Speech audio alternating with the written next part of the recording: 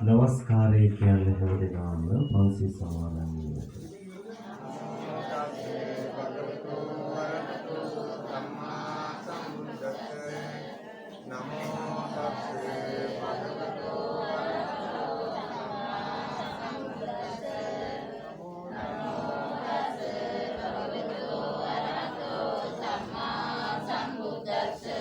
බුද්ධං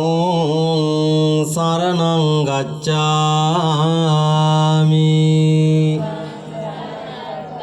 ධම්මං සරණං ගච්ඡාමි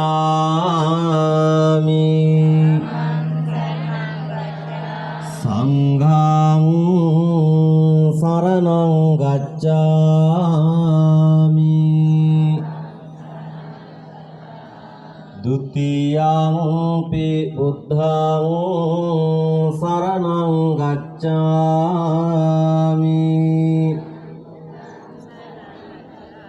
ဒုတိယံ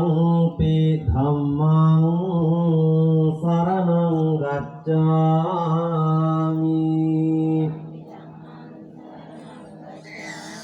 ဒုတိယံ පි සංඝං